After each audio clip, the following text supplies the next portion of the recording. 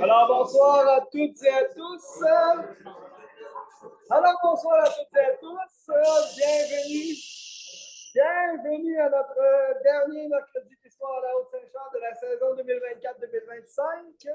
Alors, je vois qu'il y a de nouvelles personnes dans la salle, alors je vous salue. Et je me présente officiellement. Je suis Mario Lucier, le président de la Société d'histoire de la Haute-Saint-Charles. Je salue également les gens qui nous regardent à distance via Zoom en direct et les gens qui vont nous regarder après coup en différé sur YouTube. Alors, merci d'être là et de nous regarder. Alors donc, je salue la présence également d'autres membres du conseil d'administration de la Société d'histoire. Alors, Michel à l'avant, Bernard ici au milieu, Hugo à la technique. On a aussi Lucie, qui n'est pas assise là, mais qui est pas loin. Denis également au fond, à l'arrière. Merci d'être là. Puis, je vous explique un peu le concept du mercredi d'histoire. Essentiellement, dans mes premières années comme président de l'organisme, quand on faisait des réunions du conseil d'administration, ça décrochait. Les gens se mettaient à parler de oui, mais mon grand-père, oui, mais la maison, oui, mais un tel, oui, mais mon oncle, oui, mais ci, mais ça. Là, je perdais le contrôle des réunions. Là, je me dis, il faut que j'utilise cette énergie-là. Alors, j'ai fait les mercredis d'histoire de la Haute-Saint-Charles, dans lesquels je demande aux gens de réagir, de jaser, de parler, de rajouter des anecdotes. On donne la parole au monde. Il ne faut pas se gêner si vous avez des histoires à raconter. Sur ce que vous allez voir ce soir, ça va nous faire plaisir de bonifier notre présentation avec vos commentaires et vos suggestions. Alors, ça fait plus de 100 fois qu'on fait ça. C'est depuis le mois de février 2009, je pense, qu'on fait des mercredis d'histoire. J'ai arrêté de compter une fois qu'on a dépassé le 100 fois. Alors, ça fait plus de 100 fois qu'on fait ça. Puis, c'est unique à la Société d'histoire de la Haute-Saint-Charles, c'est que de l'histoire locale. Alors, on fait des conférences que sur l'histoire du territoire de la Haute-Saint-Charles. Alors, c'est ce qui fait qu'on est vraiment hot. Alors, ce soir, je vais vous entretenir sur un petit secteur qui se nomme le Petit Saint-Antoine, qui est une toute petite concession de terre, un tout petit rang. Je pense que les gens comprennent mieux quand on utilise ce vocabulaire-là. Rang, bien que dans les archives, on ne parle pas de rang, mais de concession ou de côte. Un tout petit secteur qu'on va localiser, qu'on va délimiter. Et je vais vous présenter un peu l'histoire du nom du territoire et quelques-uns de ces pionniers qui s'y sont installés, qui sont probablement vos ancêtres, que vous sachiez ou non, et qui, il y a des histoires, il y en a toujours. C'est une introduction ce soir sur ce petit bout de terre qui est dans notre territoire. C'est la plus longue, je vous préviens. Ça va bien aller. La localisation et le toponyme. Donc, où est-ce que ça se trouve, ça? Le Petit Saint-Antoine et le toponyme. Quelle est son histoire? L'étiquette Petit Saint-Antoine. Alors, la concession du Petit Saint-Antoine se trouve à l'est de la rivière Saint-Charles, entre la ligne de séparation seigneuriale d'avec la seigneurie Saint-Ignace, c'est-à-dire l'actuel boulevard de la Colline. Alors, quand tu arrives là, boulevard de la Colline, et que tu continues sur Bastien, quand tu arrives de l'autre bord, du côté du métro, tu es dans la seigneurie voisine, tu es dans la seigneurie Saint-Ignace. Alors, c'est jusque-là, techniquement, le Petit Saint-Antoine. Donc, entre le boulevard de la Colline et la rivière Saint-Charles. Généralement, ça correspond au sud du chemin. Généralement, tu vas voir que ce n'est pas toujours très clair. Au sud du chemin, qui est constitué par l'actuel boulevard Bastien. Pas parfaitement. Bien que les maisons se trouvaient le long de l'actuelle rue du Court-Métrage. Alors, la rue du Court-Métrage, qui s'appelait anciennement la rue Saint-Antoine. Tu me vas venir, Petit Saint-Antoine, rue Saint-Antoine. Là, je vais te dire une affaire, concentre-toi, c'est cette histoire. C'est que quand il y a eu les fusions municipales, il y avait une autre rue Saint-Antoine qui a gagné sur la nôtre. C'est celle qui se trouve dans le Vieux-Québec, à côté de l'auberge Saint-Antoine. Ça te dit quelque chose? Tu es déjà allé manger là, ça t'a coûté un bon montant. Alors, c'est eux autres qui ont gagné, d'accord? c'est pas nous autres. Puis, comme il y avait quelqu'un qui habitait sur la rue Saint-Antoine qui faisait des courts-métrages, ils se sont dit, nommons la rue court-métrage et effaçons pour l'éternité le toponyme qui avait plus de 300 ans d'histoire. Ouais. Hein? On aurait pu réussir à trouver un moyen de garder ça. Ah, mais ils ne m'ont pas consulté. Qu'est-ce que tu veux que je te dise? Alors, il y a d'autres confusions au nord de Bastien avec l'appellation Concession Saint-Bernard. C'est dit que c'est mêlant. Des fois, au nord de Saint-Antoine, de Petit Saint-Antoine, on appelle ça Petit Saint-Antoine, on appelle ça Saint-Antoine, puis on appelle ça des fois Saint-Bernard. Et là, Saint-Bernard, tu vas voir que normalement, c'est un rang dans la seigneurie voisine, la seigneurie Saint-Ignace, qui appartenait aux mères hospitalières de l'Hôtel-Dieu de Québec, les Augustines, qui nous soignent, qui nous soignaient, qui vous ont soignés, qui ne nous soignent plus. À l'Hôtel-Dieu de Québec, d'accord? Parce qu'il y a un rang Saint-Bernard, il y avait l'école Saint-Bernard. T'en souviens, à côté d'Hydro-Québec? Ça s'appelle Prévert aujourd'hui, ils ont enlevé le 5. D'accord? La concession Saint-Bernard se trouvait a priori dans la seigneurie Saint-Ignace. Mais on retrouve l'appellation également dans la seigneurie Saint-Gabriel. Pour les terres au nord de l'actuel boulevard Bastien. Donc, entre la rivière Saint-Charles et le boulevard de la Colline, au nord du boulevard Bastien. Des fois, on appelle ça Saint-Bernard, mais pas tout le temps. OK? Qu'est-ce que tu veux que je te dise? Hein? On est là pour démêler tout ça. Concentre-toi, ça va démêler. La concession Saint-Antoine était utilisée de part et d'autre de la rivière. À l'origine, en tout cas, c'est clair, on utilisait concession Saint-Antoine, rang Saint-Antoine, puis on utilisait les deux côtés de la rivière. Donc ici, où on se trouve, là, à ma gauche, la rue Racine d'aujourd'hui, c'est appelé la rue principale, la rue du Grand Saint-Antoine et la rue Saint-Antoine avant. Saint-Antoine des deux côtés de la rivière. Puis à un moment donné, on a distingué le grand du petit. On a dit le petit du côté du petit bout à l'est, le grand du côté du grand bout à l'ouest. On est sur le grand. Okay? Saint-Antoine. Comme par exemple, là, mettons, là, je lance une hypothèse, qu'il y a quelqu'un ici qui habite une maison très ancienne sur la rue Racine. Je donne une adresse au hasard, le 144 Racine, par exemple. Ben, ces gens-là, quand ils vont chercher dans des titres très anciens de leur maison, ils vont lire que leur maison était originellement dans la concession du Grand Saint-Antoine. On comprend l'acte notarié du 19e siècle à ce moment. Bien. Puis ben là, c'est ça, petit grand, je l'ai expliqué. Enfin, la limite sud du Petit Saint-Antoine est constituée de la concession Saint-Jacques, dite de la misère. Donc, le boulevard Saint-Jacques, tu connais ça, le boulevard Saint-Jacques? Le rang Saint-Jacques, hein? Les gens appellent ça la misère. Hein? Bon, la misère, là, c'est aussi vieux que le rang. On appelle ça de même. Hein? Lors de la première concession durant le rang Saint-Jacques, le 15 avril 1696, si tu t'en souviens, on dit concession Saint-Jacques dite de la misère. D'accord? C'était déjà miséreux avant même qu'il y ait du monde qui vivait. Au sud, c'est Saint-Jacques. Le boulevard d'aujourd'hui, Saint-Jacques, continue jusqu'à Bastien, est vrai? Oui. Il n'y avait pas de maison tout le long de Saint-Jacques. Ça commençait au sud de Petit-Saint-Antoine. Je vais montrer sa carte tantôt, tu vas voir où ça se situe. Okay? À cette, j'ai fait une faute. À cette limite, les terres changent d'alignement pour devenir espèce plutôt que dans le sud. Je t'explique. Ici, et de l'autre côté, dans le petit, ici, on est dans le grand, tu es concentré. Les terres sont nord-sud. OK? Les maisons sont alignées en face de nous, comme ça. D'accord? Petit Saint-Antoine, même affaire. Les terres sont nord-sud. Là, quand on arrive dans les terres de Saint-Jacques, on les vire de bord. Schlock! Les terres sont est-ouest, le long du chemin, le boulevard d'aujourd'hui. D'accord? C'est la même chose du côté ouest de la rivière, au sud du Grand Saint-Antoine, après la rue du Rang, après le Maïs. Les terres virent de bord, puis deviennent des terres est-ouest dans la côte Saint-Martin-du-Pincourt. D'accord? Seulement, on change de côté, vous êtes trompé, on s'est dit, on va lier ça autrement. Pour que ça arrive avec la rivière, ça va bien. Alors, je te situe ça sur une carte.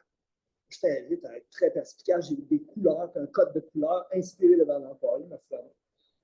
La concession en 1709. Oui, vous avez une question?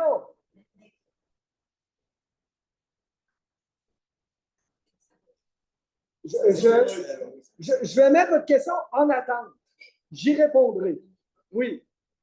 Mais c'est juste. On voit que vous êtes. Oui. On voit que vous êtes expérimenté, que vous avez l'œil aguerri. Oui.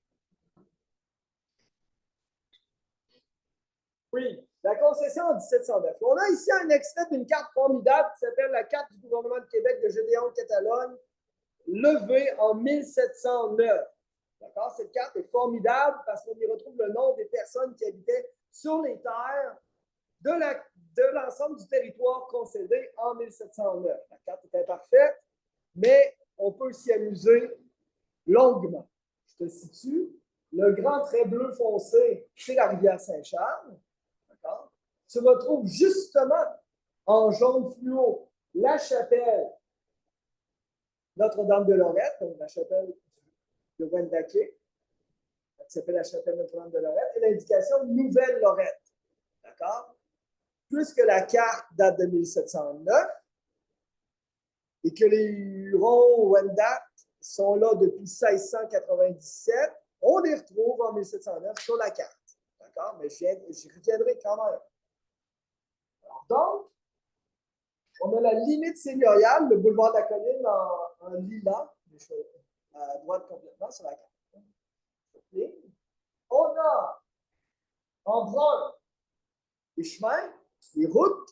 Donc, vous voyez par exemple ici, là, on a l'actuel boulevard Bastien. Je crois que le métro est à peu près ici, sur la Veuve Bédard.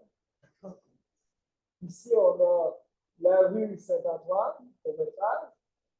Hein? Et ici, on a la rue Racine. Nous, on est à peu près ici, là, chez René Gervais. Voilà, dit sans regret. Hein? Voilà. Alors, donc, les limites du territoire qui nous intéressent, c'est du Chêneau, ça regarde de se tromper, c'est pas c'est différent. Les limites du territoire qui nous préoccupent ce soir, c'est le territoire avec des limites rouges. Ici, on a le sud du Petit Saint-Antoine et le nord du Petit Saint-Antoine. Le Petit Saint-Antoine, parfait, c'est ça. Ce qui est au nord, ça en fait parfois partie, des fois non. D'accord? Alors, on voit qu'il y a 4 terres sur la concession du Petit Saint-Antoine, peuplées de Julien Bressot, de Louis Renault, de son frère, Bernard Renault, et de Clément Guérin. D'accord? On le connaît. Clément Guérin. Voilà. 4 terres. Et au nord, à côté de Nouvelle-Lorette, je dis bien, c'est écrit Renault. Ah! Et tu te dis, bien? Oui, c'était le père. C'était le père Guillaume Renault, qui habitait au nord. Il voit ses 2 fils avoir 2 terres au sud. D'accord?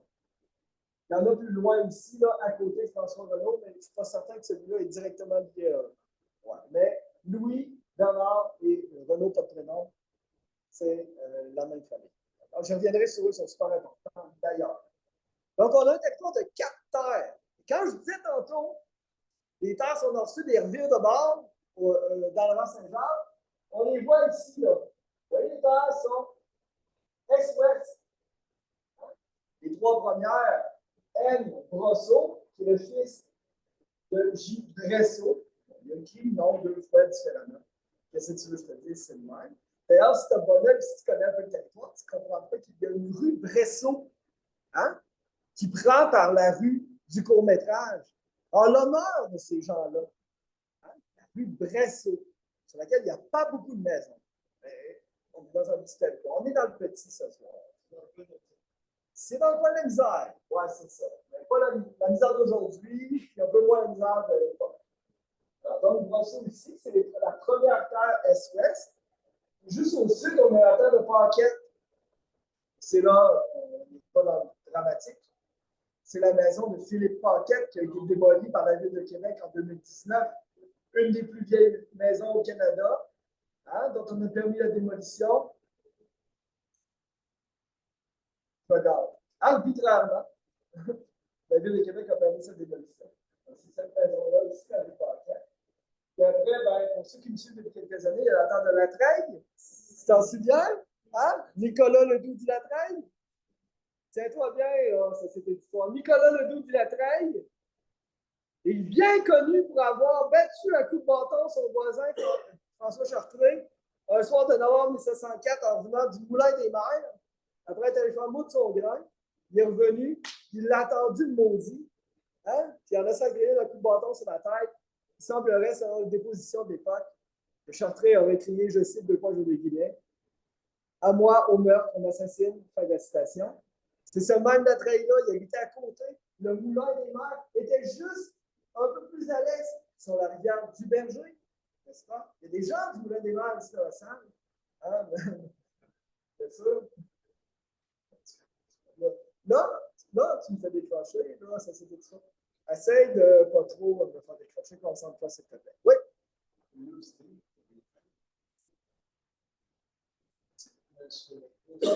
Elle ne se continue pas de l'autre côté de la ligne seigneuriale. Elle s'arrête ici, à la ligne seigneuriale. C'est le bout de la terre et l'autre bout, c'est la rivière.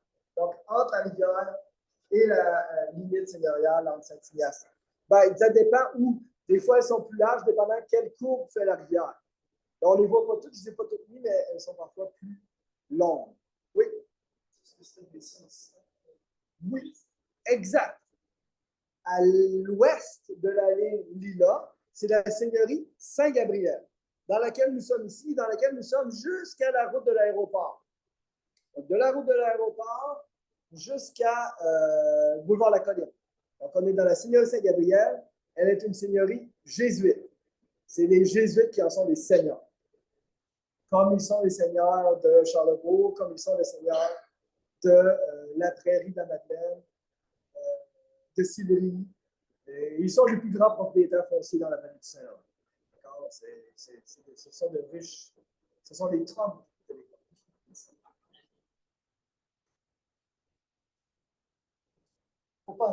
Alors donc, 4 terres qui nous intéressent. Ces 4 personnages-là vont nous intéresser particulièrement éventuellement. Vous allez voir un petit peu plus tard. Ça va? La carte n'est pas parfaite. Entre autres, vous allez le voir dans la carte qui suit, parce que la seigneurie Saint-Gabriel n'est pas une seigneurie avec les deux côtés parallèles. Elle a à peu près cette forme-là, comme un... quelque chose de même. Écarté, donc en angle. Alors, on va le voir sur l'image suivante. Allez-y.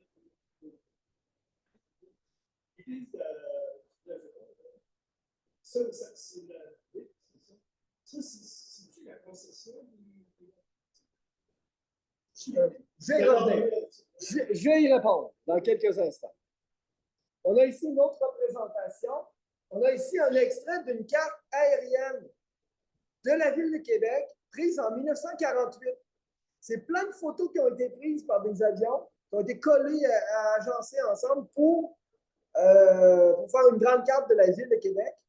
Ce qui est magnifique avec cette carte-là, c'est qu'on peut grossir et rapetisser comme sur Google Maps, un peu, là. Pas parfaitement. Des fois, on voudrait que ce soit parfaitement comme Google Maps, mais des fois, ça ne l'est pas parfaitement. Mais bon, j'ai encadré le secteur du Petit Saint-Antoine. Donc, vous voyez très bien sur cette carte de 1948, les terres nord-sud, les terres est-ouest sur Saint-Jacques. Vous voyez aussi les terres nord-sud au sud de l'actuelle Racine, ici en face de nous. Les terres, on le voit un peu, qui revirent de côté également sur la concession qui suit au sud, là, à partir du Jâteau.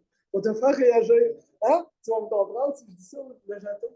Le Maxi sur le boulevard Lormière. Quand j'étais petit, c'était un Jâteau. Hein? J'aime ça pour faire parler, dire ça. Donc, à partir du Jâteau, c'est des terres est-ouest, donc on les voit ici un petit peu. Donc, on a la rivière Saint-Charles en bleu. On a le tour de la seigneurie de la concession en rouge. On a le chemin ici, le boulevard Saint-Jacques. Donc, tout ce bout-là de chemin, là, à partir du début de la concession du Petit Saint-Antoine, à la fin du 17e et au début du 18e siècle, il n'y avait pas de maison là. Les premières maisons apparaissaient ici un peu plus au sud avec la maison banquette, entre autres. Hein? Donc, on voit que les terres, au moins jusqu'en 1948, elles sont à peu près pas lotissées. C'est encore l'agriculture qui domine, visiblement. On a largement défriché. Il y a des bouts de forêt qui persistent au fond des terres. On se gardait des terres pour le bois de chauffage ou bien pour les érablières à l'époque. Je ne peux pas le dire précisément ici. Mais c'est une prédominance claire de l'agriculture.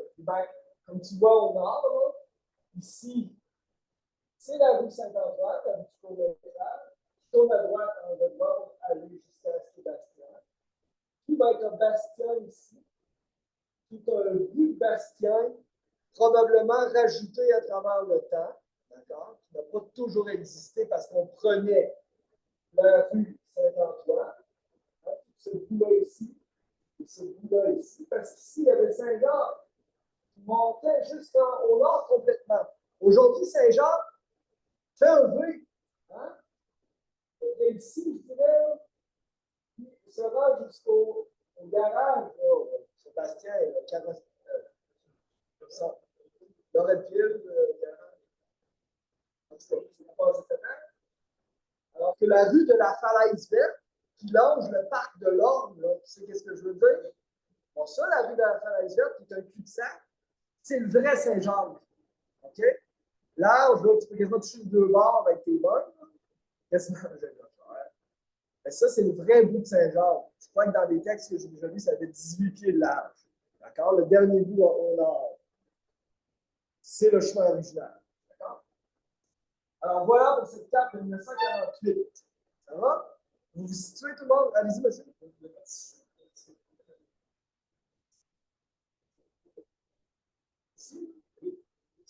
Ça, c'est les. La ligne rouge, c'est le fond des terres du Petit Saint-Antoine.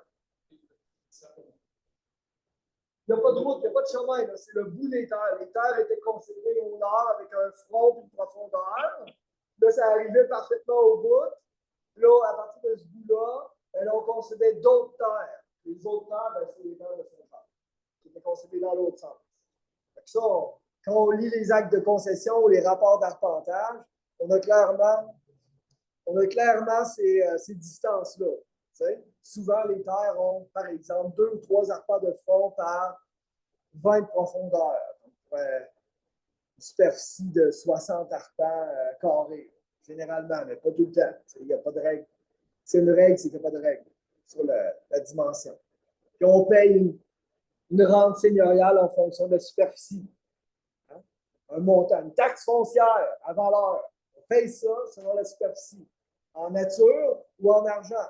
Le 11 novembre, toujours, à la Saint-Martin d'hiver ou d'automne, comme on l'appelle, on paye notre rente seigneuriale après l'abondance, tac. Donc, on a récolté, on est riche, on a du stock, on paye ça, merci, bonsoir, avec 2 chatons vifs, 2 poulets, vivants a priori, parce qu'on peut les tuer aussi, on a besoin de le manger. Les arpenteurs avaient un instrument, ils chaînaient. Alors, il y avait des chaînes. Ils se rendaient sur place. Bon, les seigneurs concédaient la terre. Tu sais, eux autres, ils allaient théoriquement. Il faut concéder de 2 par 20, à peu près, organise-toi sur le terrain. Tu étais obligé de te faire arpenter un coup de t'acheter. Je vais dire t'acheter, c'est pas vrai. Que tu te faisais concéder. Là, tu faisais venir l'arpenteur. Là, qui plantait un piquet au départ de la première terre le long de la rivière, par exemple, qui est un lieu fixe. Là. Là, il prenait souvent de la vaisselle, il cassait de la vaisselle, il mettait ça dans le coin, ça devenait la borne. Là, il prenait son piquet, puis il déroulait sa chaîne. Je faisais une longueur X, il avait déjà mesuré, puis il disait, mettons, il s'alignait avec une boussole. Là, dans les actes de concession, on indique toujours là, sud, sud-ouest, nord, nord-est, etc. Puis il déroulait sa chaîne sur la bonne distance, puis il faisait casser la vaisselle, puis ça devenait la bombe de poing. Oui, Thomas? C'était l'obligation des censitaires de le faire. C'était le bois dense et sale quand il arrivait là. C'était pas défriché. Hein? Fait que c'était dans la tâche du Seigneur de défricher au plus vite pour pouvoir faire pousser au plus vite, pour pouvoir vivre de sa terre parce qu'il n'y avait pas de gâteau encore de cette époque-là. C'est bon? Super. Alors, la première utilisation connue, à ma connaissance à moi, du toponyme Petit Saint-Antoine. C'est le 15 avril 1697 que Joseph et Nicolas Brosseau vendent leur terre du Petit Saint-Antoine au seigneur jésuite. Hein? C'est bizarre, ça. Nous savons que cette vente ou cette expropriation a servi à installer les Huron-Wendat où ils sont aujourd'hui. Les frères, Joseph et Nicolas Brosseau, avaient une terre où se trouve aujourd'hui la chapelle Notre-Dame de Lorette. Donc, la chapelle de Wendake, là. Hein? Cette localisation-là a été d'abord occupée par les frères Brosseau. OK? Il s'est fait concéder. Ben, il ne s'est pas fait concéder une terre, il l'avait rachetée, là. Mais cette terre-là est occupée par des euros québécois, hein? Soit des immigrants ou des gens nés ici. D'accord? Puis les Jésuites, ils disent les Hurons ils ont besoin de support à Lorette, qui devient l'ancienne Lorette, en 1673, 1697. En 1697, on dit on va y bouger dans notre seigneurie, on va y ramener près d'une autre rivière, la rivière Saint-Charles. C'est là qu'on les installe, là où ils sont aujourd'hui. Et pour les installer, il fallait déloger quelqu'un. Et c'est pour ça que les Jésuites, Seigneur, rachètent, après l'avoir concédé, la terre aux frères Brosseau pour pouvoir installer les Hurons. Parce que la population euro-québécoise prenait beaucoup trop d'expansion et ne leur laissait pas assez d'espace à Lorette, qui devient à ce moment-là l'ancienne Lorette, alors qu'ici, ça devient la nouvelle Lorette, comme vous l'avez vu sur la carte de tantôt, ou la jeune Lorette, qui va conserver le toponyme encore aujourd'hui. Saint-Ambroise de la jeune Lorette, Lorette-Ville, c'est des toponymes qui viennent découle de ça. Donc, cette terre ayant été acquise de Jean le Rouge, ça, c'est un autre gars intéressant. Arpenteur royal, le premier censitaire, le 15 avril 1689. Donc, les frères Brosseau acquièrent de Jean le Rouge en 1689. Le Rouge en était le censitaire depuis 9 à 10 ans. Hein, toi, je ne suis pas sûr que tu es propriétaire de ta maison. Depuis 9 à 10 ans, sur simple concession verbale. Les Jésuites faisaient ça, les Vérons. Nous, en histoire, vous savez, on travaille avec les écrits, c'est notre boîte à outils, c'est notre matériau, c'est nos 2 par 4, les écrits. Quand tu fais une concession verbale, s'il te plaît, hein, on ne sait pas c'est quoi. Jean le Rouge s'est fait concéder verbalement, il y a 9 à 10 ans, vers 1679, on va dire. Nous pouvons donc conclure que Jean le Rouge est un pionnier de la concession du Petit Saint-Antoine. Le Seigneur Jésus qui avait concédé la terre vers 1679. On peut donc dire ça. Joseph et Nicolas Brosseau après, puis après les Hurons. Mais dans cette vente du 15 avril 1697, on indique Petit Saint-Antoine. Bon, juste avant de te le montrer, là, je vais te parler de Jean le Rouge un brin, OK? Des fois, je fais des apartés, ça m'arrive.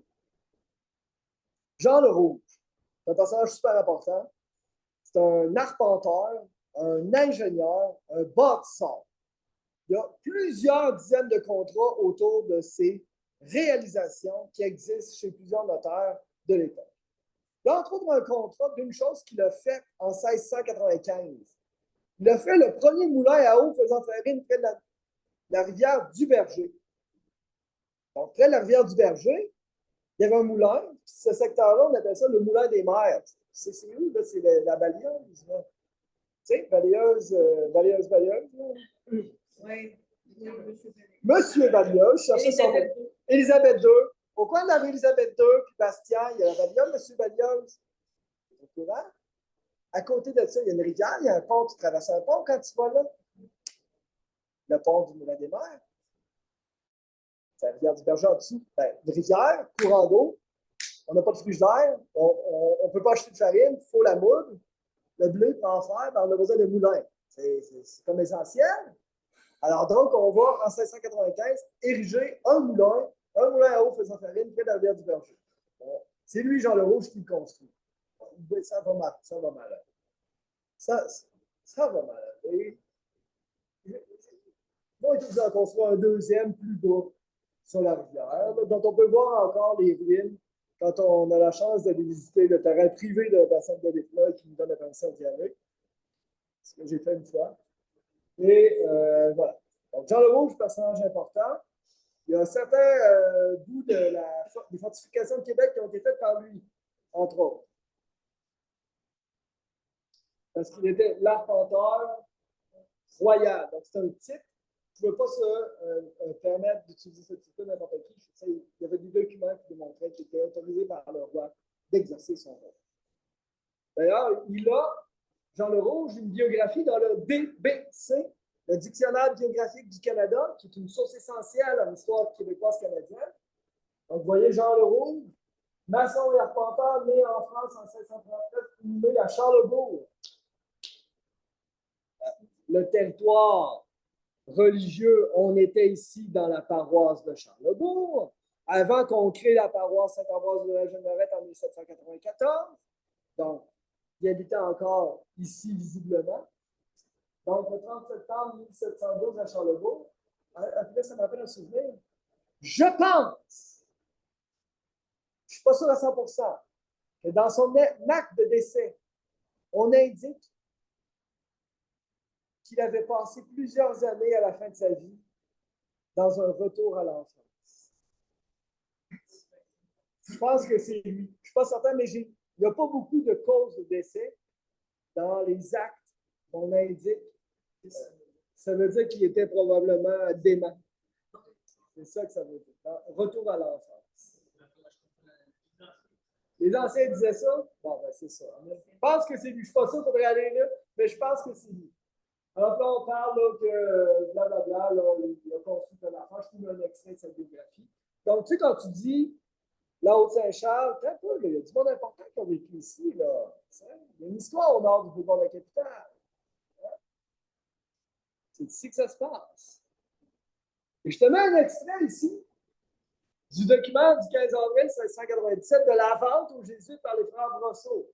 Alors, là, je n'ai pas tout mis, juste un extrait. Concentre-toi, ça va bien aller. Par devant le notaire garde-note du roi en la ville et prévôté de Québec, en la Nouvelle-France, sous-signé, furent présents Joseph, je suis le sous-signé en haut, et Nicolas Brosseau, habitants de la côte du Petit Saint-Antoine. Et voilà.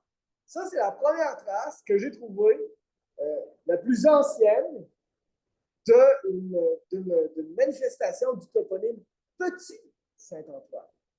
Hein, parce que Saint-Antoine, on le retrouve largement. Mais là, on distingue Petit Saint-Antoine. Là, tu sais, en plus, c'est la terre au nord du boulevard Bastien. Tu trouves la chapelle aujourd'hui. Tu sais, quand je te disais, c'est confus le nord du boulevard Bastien, c'est surtout le sud, Petit Saint-Antoine. Des fois, c'est le nord. Tu vois, tantôt, qu'il y a une confusion plus large. Saint-Bernard. Tu vois, tu es là, où c'est que je suis? Nommer le territoire. Une des choses difficiles ici, là, à la Haute-Saint-Charles, c'est de nommer le territoire. On est où? Où sommes-nous? Ah oui, je le sais. Tu sais, quand tu fais une recherche sur Beauport, ça s'est toujours appelé Beauport. C'est clair, c'est quoi Beauport? Même quand on a fusionné, hein, Beauport est resté l'arrondissement Beauport. Ici, là, hein? Il y a Val-Bélair, il y a Lac-Saint-Charles, il y a Saint-Émile, il y a Loretteville, il y a Neuchâtel. Neuchâtel d'un bord, Neuchâtel de l'autre. C'est que tu es là-dedans. C'est quoi? Il y a Val-Saint-Michel, il y a Château-d'Eau, il y a plein de petits territoires de même. Au milieu de ça, enclavé, il y a Wendake. C'est ça. Oui. Alors, en leur honneur, ici, là, j'ai mis une publicité de Sylvie Morin, pas de là, mais ça indique que ces personnages-là qui ont laissé aller leur terre, les frères Brosseau, se sont établis plus au sud. Tu l'as vu sur la carte de 1709 tantôt, là, je te l'ai montré. Eh bien, il y a une rue en leur honneur, la rue Brosseau. Moi, je pense qu'ils se sont trompés, ça devrait s'appeler Brosseau. La rue Brosseau, qui n'est pas une rue linéaire, qui est en 3 sections, et et qui prend par la route du court-métrage au nord, à l'est de Saint-Jean, puis directement par Saint-Jean. Mais le bout de Saint-Jean qui a été fait au 20e siècle. Ce bout-là que je te dis, qui est inventé dès 50 ici, ça s'appelle la rue de la Falaise verte. Hein? C'est ça qui a 18 pieds de large. Okay? C'est bon. Donc, tu vois le nom des rues, rue Bressault ou Saint-Jacques, on est au point en bas. Ça va? Vous n'êtes pas trop perdu? C'est bon. Alors, on a ici, pour te montrer en fait la confusion, un mariage. Le mariage de Joseph Brosseau, hein, B-R-O-S-S-O, Brosseau, hein, le 3 mai 1694, où est-ce qu'on se mariait religieusement, bien sûr, à Charlebourg, parce qu'on relevait de l'apparence de Charlebourg de l'église dans le Trécarré. On allait se marier là-bas, bien sûr. Alors, donc, où est-ce qu'habitait Joseph Brosseau le 3 mai 1694? Il habitait à Saint-Antoine de cette paroisse. Et on ne dit pas petit à ce moment-là, mais on le disait à 97. C'est là que je te dis, tu sais, dépendant de ce qui écrit, tu sais que tu habites, toi, Saint-Antoine, Petit Saint-Antoine, Saint-Bernard, Seigneurie Saint-Gabriel, paroisse Charlebourg, tu sais que tu habites. C'est pas que tu dis en premier, puis, la personne qui t'entend, elle écrit ça parce que toi, tu ne sais pas écrire. Ça, c'est un extrait du PRDH, le programme de recherche en démographie historique, qui va prendre tous les actes de baptême, mariage, sépulture au Québec et en faire des fiches techniques avec des liens cliquables de personnes. C'est magnifique. Alors, donc, eux, ils ont indiqué résidence Saint-Antoine de cette paroisse. Il y avait une question d'abord pour aller.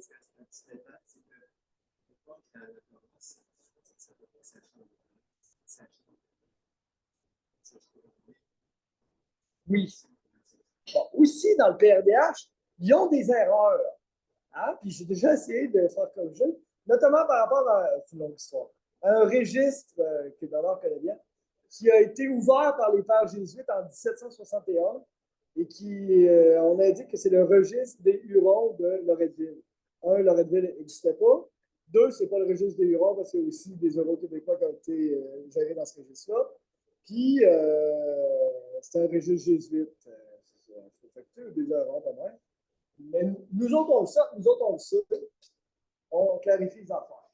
Donc là, ce que je vais te dire, c'est qu'on indiquait 50 de cette paroisse pour le mariage en 1694 de notre personnage. Ça va? OK. Prochaine. Pour la prochaine, je te ramène dans ta tête, que je ne reviendrai pas, je vais t'étourdir en faisant des retours en arrière, avec la carte de 1709. Tu t'en souviens, dans le Saint-Antoine, notre petit Saint-Antoine, il y avait 3 fois le même nom, c'était Renaud. Bonne réponse. Guillaume Renaud. Y a-tu des Renaud dans la salle? Y a-tu des gens qui ont des parents Renaud pas très loin? Bon, en tout cas, les deux que je vais te montrer dans un instant, moi, je remonte à eux autres dans mon arbre généalogique au moins 2 ou 3 fois de mémoire. Parce que, tu sais, à un moment donné, là, le monde se marie tout entre eux autres. Alors, là, Guillaume Renaud est Marie de la Mort. Tu sais, là, le nom au nord, là, à côté de la chapelle, c'est écrit Renaud, pas de prénom. C'est Guillaume Renaud. Guillaume Renaud et sa femme Marie de la Mort, qui sont des immigrants. Lui, il est un soldat de la compagnie colonel dans le régiment de Carignan-Salière. Elle est une fille du roi et on lui indique un métier. Elle est sage-femme. Wow! Ça, c'est hot. D'accord? Je t'en parle. Donc, ce couple dont on voit la concession sur le plan 1709 a une importance capitale dans le secteur. Marie Lamarre est sage-femme et Guillaume Renaud, ancien soldat du régiment de Carignan-Salière de la compagnie coloniale, deviendra procureur fiscal pour les Jésuites, propriétaire de la Seigneurie Saint-Gabriel. Le procureur fiscal, ça fait quoi? Ça s'occupe, entre autres, de la justice seigneuriale. Les Jésuites, comme ils étaient seigneurs, devaient rendre justice. D'accord? Civile, basse et haute. Justice. Qu'est-ce que je veux dire par là? Ils pouvaient ultimement rendre une justice criminelle. D'accord? Bon, ça relevait parfois de l'État, l'État de la colonie, mais ultimement, il y avait ce pouvoir-là, hein, des seigneurs dans le système féodal depuis l'an 1000 que ça existe au Moyen-Âge occidental. Là. Ils pouvaient faire ça. Lui, il travaillait pour eux, donc il savait écrire. Pour un soldat, tu as un régiment venu se battre contre les Iroquois qui menaçaient la colonie. D'accord? C'est pas bien. Elle, on l'indique aussi, elle était sage-femme en arrivant ici. Je ne sais pas si tu le sais, mais quand Thomas disait tout à l'heure que l'arpenteur arrivait dans une terre en bois debout pour aller casser de la vaisselle, planter une piquette chaînée, puis que tu faisais manger dans 800 000 moustiques, hein? Puis ça allait pas bien ta vie, là. Que tu avais le malheur d'être enceinte, hein? Tu pries fort en maudit. Puis quand il y avait une sage-femme, c'était merveilleux, d'accord? Parce qu'il y avait quelqu'un qui connaissait l'affaire. Hein? Puis pas juste de base. Hein? Qui connaissait ça. D'accord? Ça va être super important, cette pratique-là. Alors, je dis après, plusieurs lui demandent d'écrire pour eux. Donc, il y a des pièces d'archives, en tout cas, j'en ai cherché une que j'ai déjà lue tantôt là, pour la rajouter, que je n'ai pas trouvée. En tout cas, c'est un de ses genres à Guillaume Renaud. Je pense que c'est Joseph Verrette, je ne suis pas certain, qui habitait sur de la misère au sud, qui était marié avec une de leurs filles, qui dit à un moment donné, peux-tu écrire en papier pour moi? Je ne sais pas écrire. Alors là, on a Guillaume Renaud qui écrit, mais sachant pas lire et écrire, j'ai demandé à mon beau-père Guillaume Renaud de dire que je ne sais plus quoi. Puis là, on a ça dans les archives nationales, signé Guillaume Renaud, hein, pour Joseph Verret, avec un X en milieu. Ça marque. D'accord? Personnage super important parce qu'il sait écrire. Puis, ben, parmi ses enfants, il va y avoir les Renaud, bien sûr, hein, Louis et Bernard, comme on a vu tantôt, mais entre autres, ses filles vont se marier avec Savard, Verret, Derry, Bédard et une de ses filles avec Nicolas Ledoux, dit Latreille, lui-même qui avait battu François Jean-Pierre coup de bâton sur la tête. À moi, trop assassin. Et qui va avoir 3 mariages et 19 enfants et qui va être finalement banni de Québec. Et qui va finir marié à Montréal avec sa 3e épouse et qui va demander la séparation de corps parce qu'il buvait les profits de l'union. Pauvre personnage. Alors, Guillaume Renaud, il ne veut pas aimer ça. Alors, donc, Guillaume Renaud et Marie de la Mare, 2 personnages super importants dans le secteur du Petit Saint-Antoine. Voici l'acte de concession en partie là, de Guillaume Renaud. Tu as vu sur la carte de 1709, il habitait déjà là. Bon, de mémoire, il meurt en 1708. La concession de 1709, la présence de son nom en 1709, ben, ça appartenait encore à Renaud, on va dire ça de même. Mais on lui concède la terre en 1706. Disons. Okay? Concentrez-vous.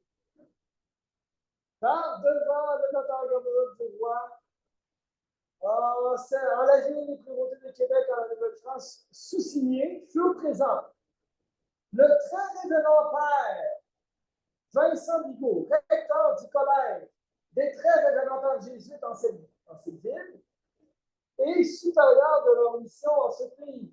Et révérend père Trafex, FFPX, religieux procureur de leur compagnie en cette ville, lesquels ont dit que Guillaume Renaud, habitant de la route Saint-Antoine. Alors, ce coup-là, on dit juste Saint-Antoine. On ne dit pas petit. Dans leur seigneurie de Notre-Dame-des-Anges, on est lavé. Donc, on dit qu'il habite dans la seigneurie de Notre-Dame-des-Anges. Ça, c'est Charlebourg. C'est dans le Très-Carré.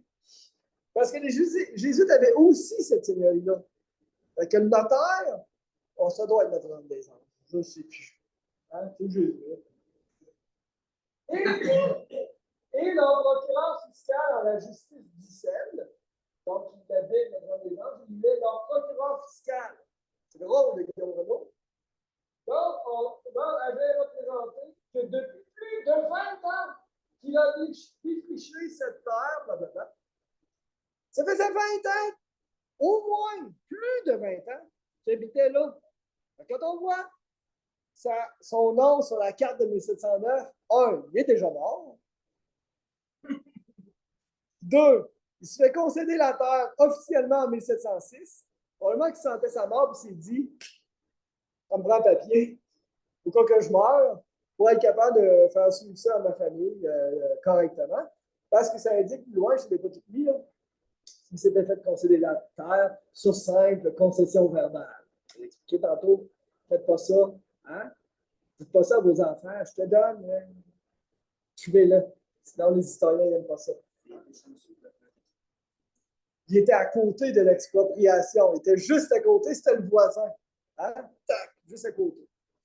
Alors donc, depuis plus de 20 ans qu'il a défriché, évidemment, là, comme on disait tantôt. OK. Oui.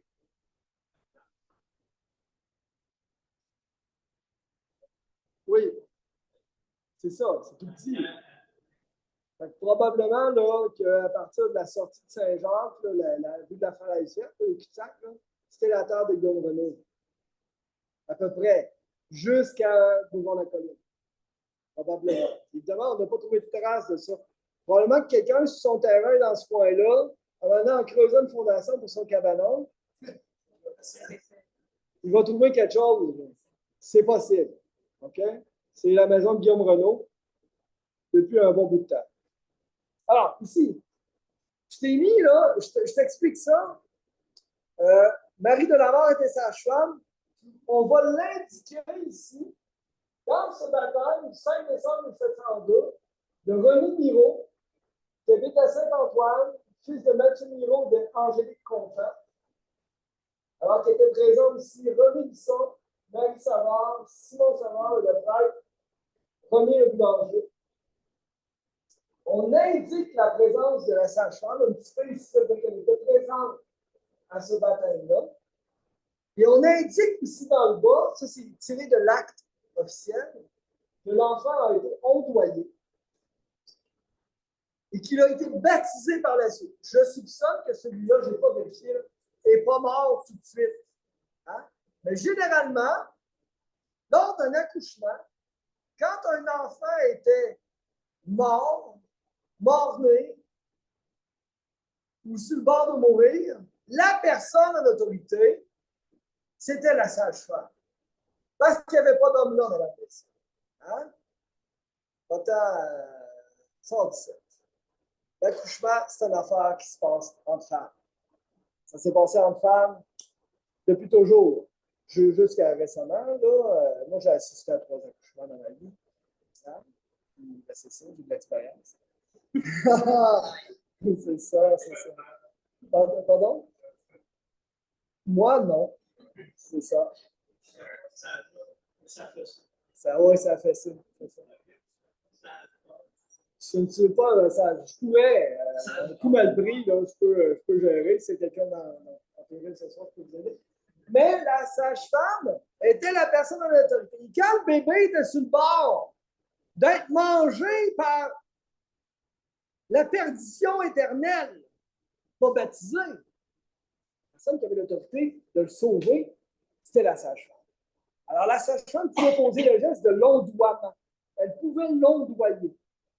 Et quand ça se passe, on l'indique dans l'acte, soit de sépulture ou de baptême. Alors ici, on a une trace de Marie de la Mort comme sage-femme. Alors, l'ondoiement, c'est elle qui l'a fait. Puis elle, pour une raison probablement d'attachement ou je ne sais pas quoi, elle était présente. Le père indique sa présence lors du baptême de l'enfant, la journée même, le lendemain ou quelques jours plus tard, je ne sais pas.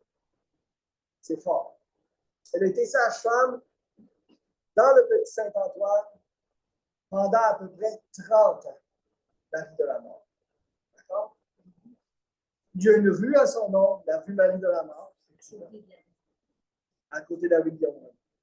Alors, elle, mais pas juste elle, parce qu'elle, elle a eu des filles, et une d'elles est aussi devenue sage-femme. Vous savez,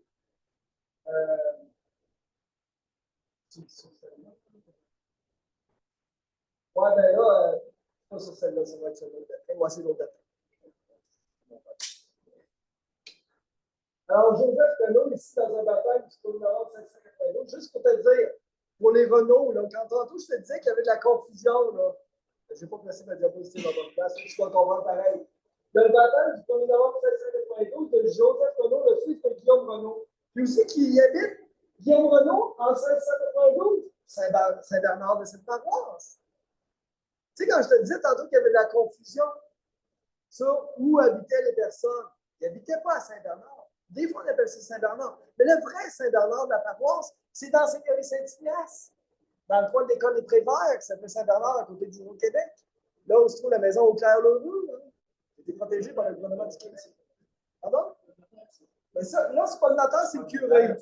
Ça, c'est le baptême, c'est le curé. Le curé, le curé, il écrit ce qu'on lui dit, il ne sait pas, lui. C'est le curé de Charlevoix. Hein? Il sait. Parle pas de nom.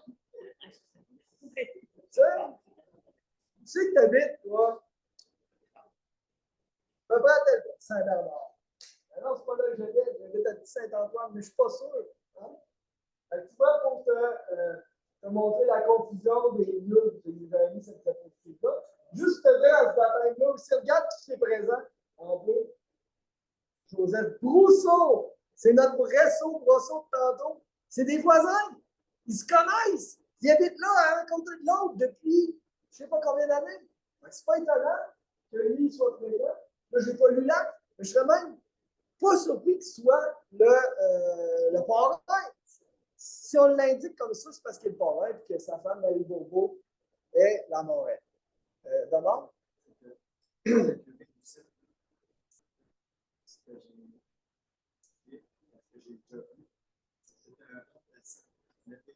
Oui. Ah, c'est un bon indice. Alors, curé, un peu, c'est un surnuméraire, puis c'est ça. C'est malheureux. Oui, Thomas. On a les termes traversés, capitale nationale, oui. En fait, c'est pour situer le lieu précisément pour les contemporains. Voilà. Et ce que je voulais vraiment te montrer, c'était qui suivait Marie de la Mort, sa femme. C'est ici cette sépulture, cette fois. Le 13 mars 1724, une fois que Marie de la Mort va mourir, sa fille, Jeanne-Élisabeth Regnault, va prendre le relais. Elle a probablement appris le métier de sage-femme de sa mère, puis elle a exercé, elle aussi, le rôle de sage-femme pendant, elle aussi, à peu près 30 ans. Donc, on a à peu près 60 ans de travail de sage-femme dans le secteur, pas juste dans le petit Saint-Antoine, elles habitaient là, mais pas juste dans le petit Saint-Antoine. Si vous avez des ancêtres là, qui ont existé à l'époque de la Nouvelle-France, dans le secteur de la Haute-Saint-Charles, mettons, de Val-Bellard, de Sainte-Geneviève, en passant par Sainte-Claude-Lormière, Pincourt, Saint-Jacques, la rue Racine, Loretteville, jusqu'à Charlebourg quasiment. Là. Si vous avez un ancêtre là, qui a vécu dans le secteur ici, je suis à peu près certain que Marie de la Mort ou sa fille, Jeanne-Élisabeth Renault, ont accouché votre enceinte. Vous voyez là, dans cette sépulture du 13 mars 1724, eh bien, elle n'est pas présente. C'est une sépulture, c'est pas un baptême. Alors, puisque là, on a dit que sage-femme, mais on a probablement dû enterrer, inhumer le bébé. Une fois qu'il est né, on l'a sorti de là autant que faire ça peut, mort-né. Des fois, on indique là, plus précisément, là, je ne peux pas lire l'acte original, là. Des fois, on indique ondoyé dans le sein de sa mère, toutes sortes de petites appellations comme ça qui nous donnent un petit peu plus de précision sur l'accouchement difficile. Puis des fois, quand on regarde là, 2-3 pages après, on retrouve la mère qui est aussi exhumée parce que ça, des fois, ça ne va pas bien. On ne peut pas faire de césarienne d'urgence avec l'épidurale. Il fallait sortir ça de là. Puis, il fallait que ça se fasse. Alors, voilà pour cette idée de sage-femme qui est super importante Vraiment, là, c'est un beau témoignage. Moi, c'est la seule fois que j'ai vu ça. Dans toutes les affaires que j'ai lues là, en Nouvelle-France, là, c'est les seules fois que j'ai vu des mentions comme ça de sage-femme. Si on l'indique sur la fiche du PRDH, c'est parce qu'on le mentionne dans l'acte original qu'on trouve euh, dans les registres des paroisses. C'est vraiment une indication super intéressante sur ce métier. Oui, c'est Renaud, c'est ça. On l'écrivait différemment, dépendant des cas. Donc, si on vient sur nos 4 censitaires de 1709, je me souviens au début sur la carte de 1709, en tout ce détour-là, pour te parler des quatre du sud, hein, Saint-Antoine, Clément Guérand, Bernard Renaud, fils de Guillaume Renaud et Marie de la Mare, Louis Renaud, fils de Guillaume Renaud et Marie de la Mare, et Julien Brosseau. On va parler un petit peu. Mais ce qui est le fun avec les archives des Jésuites, c'est qu'à peu près tout est numérisé et disponible en ligne. Pourquoi? Parce que les Jésuites ont été abolis comme ordre. Hein? Autour de la conquête, abolis à la fois par les Anglais qui ont pris le dessus sur la colonie en 1763, mais également par la papauté qui a aboli l'ordre des Jésuites dans les années 1770, je ne sais pas l'année exacte. Et là, les Jésuites, pris ici en Nouvelle-France, puis par la suite dans la province de Québec, se sont dit, qu'est-ce qui va arriver avec nous autres? Hein? Ben, l'État, le roi d'Angleterre, dit, vous avez le droit d'exister tant aussi longtemps qu'il y en a un de vous autres de vivant. Vous n'avez pas le droit de recruter, vous n'avez pas le droit de faire de nouveaux membres de votre ordre. On sait qu'est-ce qui va vous arriver. Alors, ce qui va arriver, puisque le dernier jésuite va mourir en mars 1800, il s'appelait Jean-Joseph Cazot, et quand il meurt, il y a eu des chicanes à savoir qui est-ce qui va prendre le contrôle des biens des jésuites. Hein? Les Hurons voulaient prendre le contrôle des biens des jésuites. Un certain personnage de la colonie, là, des Anglais, voulaient prendre le contrôle des biens des jésuites. Et la couronne a pris le contrôle des biens des jésuites. Hein? Je rappelle que les jésuites étaient les plus grands propriétaires fonciers dans la vallée du Saint-Laurent et qu'ils tiraient un revenu immense à chaque année de toutes ces terres qui étaient louées, presque louées, on va dire ça comme ça, à des censitaires. Cet argent-là, la couronne le voulait. En ramassant ça, la couronne va conserver tous les documents pour prouver qu'ils sont les propriétaires de ces terres-là. Et aujourd'hui, ça se retrouve aux Archives nationales du Québec et ils ont numérisé tout ça. Je vais te montrer quelques extraits fascinants. Tu vas virer fou en voyant ça, je le sais. Quelques extraits fascinants de documents qu'on retrouve, en fait, qui sont essentiellement des censiers. Ça, c'est quoi, ça, un censier? C'est des documents dans lesquels les seigneurs notent à qui appartient la terre, combien le monde paye, puis si le monde paye à chaque année, parce que tu payes tes rentes seigneuriales le 11 novembre à chaque année. Et des fois, tu oublies, tu n'y vas pas, il y a quelqu'un qui le note. Hein? Bob a oublié de payer cette année. 1508. 1509 aussi. Hey, tu vas payer l'année prochaine. Ah, 1710, il a payé pour 3 ans. Oh, il est mort. Bon, Bob est mort. Bob est mort. Qui est propriétaire en salle? Son fils. Hein? Etc. On note tout ça. C'est une source d'information exceptionnelle. Tu peux vérifier comme ça, là. Ouais, c'est ça. Je t'explique un peu, là. Je n'en ai pas lu beaucoup, là, mais tu vas voir comment c'est fascinant. Là. Moi, je suis là pour te titiller la recherche un peu. Alors, dans le censier de Saint-Gabriel, entre 1720 et 1750, entre les pages 57 et 60, c'est un document qu'on trouve entièrement en ligne, que tu peux lire avec facilité. D'accord? Alors, ici, on parle de la Nouvelle-Lorette. Elohim, c'est déjà là, partant ça. Route Saint-Antoine dans le bas. Qu'est-ce que c'est qui est écrit le bas? C'est un S, personne n'a un F. Alors, on a la terre, c'est donc de Nicolas Brosseau. Tu te souviens? Brosseau. Hein? Là, on indique quoi? Je ne te dirai pas tout ça, là, mais il faut voir comment c'est fascinant. Hein? Il a la moitié de la terre de son père, Julien Brosseau. Savoir, un enfant et demi de front, il doit 2 talents, 1 livre, 10 sommes, 1 chapon, 1 poule, 1 âne, 1 bœuf, 1 agneau, 1 chèvre, 1 chèvre, 1 chèvre, 1 chèvre, 1 chèvre, 1 chèvre, 1 chèvre, 1 chèvre, 1 comme, comme ça, comme de sens, si l'expédition de son contrôle du Canada 1787, et nous n'en avons pas de copie. On n'a pas le document de la conception. Donc, Gauthier appartient à Louis Renaud. Ah, c'est donc Louis Renaud. Le voir l'acheter. Plus un auteur, le 3 avril 1953, page 102. Oui, c'était le 20 avril 1720. Charles Normand acheta ses deux terres, du Brosseau, par devant du Breuil sur la terre, conforme la somme de 900 livres. En 1724, le Renaud acheta la famille. Tu vois, toute l'information qu'on peut utiliser sur la possession sur le long terme des terres, c'est pas écrit parfaitement, c'est fortement désagréable à lire, hein, on sait se le dire. Mais quand tu tombes là-dessus, sur un document comme ça, là, tu es capable de faire des liens, de remonter dans le temps en croisant avec la carte de 1709, d'autres documents, des batailles, des mariages, des sépultures, tout ça mis ensemble, tu es capable là, de faire une chaîne de titres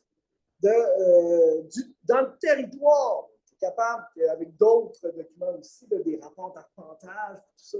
C'est fascinant. Qu'est-ce que tu fais de tes soirées, Mario? Tu fais des morts, puis des terres. Là, on me dit ça, qu'est-ce que tu fais? Tu fais des morts, ouais. C'est ça. Fait qu'on note ça tout le temps. C'est des sources exceptionnelles d'informations. Vraiment. Bon, il y a quelques personnes ici en salle qui me comprennent et qui vivent un peu. On ne dira pas qui, on va le parler avec le coude. Ici, c'est vraiment pas rien. D'ailleurs, je me permets de le dire, ici, à la Société d'histoire de la Haute-Saint-Charles, on a un projet. Et vous pouvez participer, si vous souhaitez, d'identifier les 1517, 21, 1521 lots du cadastre de la paroisse Saint-Ambroise de la Geneviève. Donc, dans l'ensemble du territoire de Saint-Ambroise de la Geneviève, on a divisé en 1521 lots totalement, puis on est en train d'identifier l'ensemble des propriétaires de ces lots-là en travaillant sur la construction d'un index majestueux de ces 1521 lots-là. Alors, si ça vous tente de faire du bénévolat comme ça, vous irez voir Hugo tantôt. Il va vous, mais ça couvre seulement la période 1873 à 1990 à peu près. Enfin. Donc, vous avez d'autres comme ça. Vous en avez vu quelques-uns pour vous montrer que c'est vraiment fascinant de voir la vie sur ces terres-là. Alors, vous avez en haut, là, la terre appartient à Louis Renaud, puis après ça, on a écrit veuve Louis Renaud. Parce que là, il est mort finalement, puis au lieu de faire une autre, on a écrit veuve. Elle n'a pas de nom, il n'y a pas de nom. C'est veuve. C'est ça. Il n'y a pas de prénom. Veuve Louis Renaud. Alors, la terre, elle est 3 enfants, 2 terres de fond, par le haut et par le bas, de 630, 20 de profondeur, droit par 3 chapeaux, 3 sens, le premier, de Emmanuel Lopez d'Ibadère. Lui, Emmanuel Lopez d'Ibadère, ça c'est un autre personnage. Lui, là, Emmanuel Lopez d'Ibadère, il était marié avec la fille de Jean le Rouge. Jeanne le Rouge. Hein? C'est non. Quand je te dis, là, hein? Ça fait des liens de même, c'est rare que ça. Hein? Tu te maries à 2 autres. Tu y trouves, tac, tac. Tu sais, je fais des blagues avec ça, là. Mais là, on a clairement une illustration parfaite de faut que tu te maries au plus vite. Parce que si tu ne te maries pas, tu ne réussiras pas à défricher, puis à travailler, puis à te construire sur ta terre. On démontre que si tu ne te maries pas en dedans d'1 à 2 ans de la concession de la terre, tu quittes la terre, tu l'abandonnes parce que tu n'es pas capable d'avoir un réseau de solidarité pour venir t'aider. Donc, avec qui tu te maries pour avoir un réseau de solidarité? Avec la voisine. Parce que quand tu te maries avec la voisine, le père va venir t'aider. Hein? Fait qu'une journée, on laboure sur un terrain, une journée, on laboure sur l'autre. On coupe des arbres sur un, Fait que ce réseau de solidarité-là, dans un petit secteur comme le Petit Saint-Antoine, c'est une expression claire de ça. On ne peut pas faire autrement. Quand tu débarques sur une terre en bois debout, tu as besoin d'aide en bateau. Hein? Souviens-toi de Maria Chapdelaine. Avec qui qu'elle se marie finalement? Hein? Elle ne se marie pas avec François Paradis. Il meurt dans le bois. Hein? Elle ne se marie pas avec l'Américain, son cousin des States, là, qui est parti travailler à Woonsocket, je ne sais pas trop. Elle se marie avec qui? Le voisin, Eutrope Gagnon. Eutrope. Ah oui, c'était ça. Tu t'en souviens? C'est le même. C'est exactement le même phénomène. Pas de solidarité, pas de lien comme ça, de mariage, de support entre les familles, entre les voisins. Tu ne survis pas. Okay? Les enfants ils disent s'il n'y a pas de Wi-Fi, on ne survit pas. Mais tu sais, on n'est pas tout à fait dans la même réalité. Bon, c'est ça. OK. La troisième, c'est Jean de Mornay eut le 12 juillet 1760 devant Rajour des pères d'Ablon et Mathieu, 3 enfants de France, etc. Puis là, on explique la terre, c'est la même affaire. Je vous dis 3 exemples hein, de ces terres-là. Puis là, ici, il est question sur cette 3e terre-là. On regarde le nom ici. Henri Guérin. Tantôt, on a vu quoi? Clé Guérin. C'est le père, Clément Guérin, de Henri qu'on mentionne ici. Tu vois, là, les noms reviennent. Clément Guérin. D'ailleurs, Clément Guérin, il y avait aussi une fille qui s'était mariée avec Jean Mérieux d'Ibourbon, qui habitait sur Saint-Jean, mais qui a déménagé sur Pincourt en face à Monet. En tout cas, oui, oui, mais plus tard, on va voir. Ici, c'est ça? Butet? Oui, c'est ça.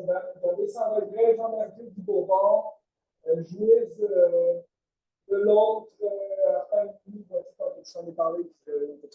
C'est vrai, il y a des liens. Quand tu commences à lier chacune des personnes sur cette petite portion de terre, là, tu vois qu'ils ont des liens dans Saint-Jean, en bas, là, dans Pincourt, l'autre côté, à gauche, à droite, ils sont toutes mariées entre eux autres. Ouais, du Chêneau de Saint-Regret. Ici, là, le Duchesneau de Saint-Regret. Hein, la part de Duchesneau. D'ailleurs, hein, René Duchesneau de Saint-Regret est un pionnier des Duchesneau dans le secteur. Des Duchesneau, ici, entièrement. Et nous possédons, la Société du Sauveur Saint-Charles, une pierre en l'honneur de René Duchesneau de Saint-Regret qu'on trouve près de la ligne d'Hydro, au sud de la rue d'Hôpital. N'est-ce pas? Il y a une pierre. On possède la pierre. Loue le terrain pour l'éternité. On a payé une location éternelle à l'Université de laisser cette pierre-là sur une des terres sur laquelle il a. Vous irez prendre une marche et visiter cet endroit-là. C'est magnifique. Pardon? Non, mais c'est ça. On l'a. Est à nous. OK. Ici. Là, on se retrouve en 1781. Donc, j'avance dans le temps. On est parti de 4 terres. Tu t'en souviens, avec peut-être 1 ou 2 au nord, là, Renault puis les frères Brosseau, qui avaient probablement les 2 terres au nord, là, puis c'est devenu les Hurons, puis Renault est resté là. C'est ça qu'on comprend. Alors ici, on a un aveu et dénombrement. L'aveu et dénombrement est une photographie de la réalité foncière à un moment précis que les seigneurs doivent remettre à l'État. Donc, on doit tout vérifier, tout noter, qui habite à quel endroit. Il y a ta terre fait combien en fond, combien en profondeur, combien en superficie, combien d'habitants en culture, en prairie, en bois debout. Y a-t-il un moulin banal? Y a-t-il une maison? Y a-t-il une grange? Y a-t-il le domaine seigneurial? Y a-t-il des moulins? Puis, après ça, tu payes combien de 150? Puis on détaille tout ça ici. D'accord? Pour la Seigneurie Saint-Gabriel, on va le faire pour chacune des côtes, des rangs. On va le faire pour la côte et la route du Petit Saint-Antoine. Tu vois que les 4 terres originales, il y en a un petit peu plus. Hein? Jean Verret, la veuve de Guillaume Colangeau, André Genet, Jacques Durand, Jacques Renaud, Jacques Durand, Village des Sauvages du Monde. Mais là, je ne suis pas personne en disant ça, il y a une pièce d'archives de l'État. Jean Verret, Joseph Verret, Joseph Verret, Charles Fardeau et Joseph Fardeau. Je crois que ça tourne pas mal tout le temps autour des mêmes noms. Il y a pas mal tout le même nom. Ils étaient tous cousins. Hein? Alors, on décrit l'ensemble des terres avec la superficie en front, la superficie en profondeur, le front, la profondeur, la superficie de la terre. Donc, tu as des terres généralement là, en superficie de 40, 20, 60 hectares. Tu as une grosse 90. Les rôles ont 60 hectares de superficie. Regardons l'espace en culture. Par exemple, le Guillaume Ferrando, il y a 40 hectares de superficie en culture sur 90. C'est énorme. 45 sur 60, 20 sur 60, 15 sur 40. En prairie, en bois debout. On se garde toujours du bois debout. Super important. Combien de cordes de bois on chauffe par année dans une maison pas isolée comme ça? De 20 à 25 cordes de bois. OK? Parce qu'on se fait à manger. Hein? Continuellement. De 20 à 25. Tu as besoin des arbres sur ton terrain. Tu ne défriches pas jusqu'au bout de la terre. Tu gardes une portion en bois debout. En bois debout. 2 arbres. 45, 17, 3, 13, 13, 34, 13, 22. Après, c'est sur le ravalage. Et toutes les maisons, toutes les terres pour toutes les maisons.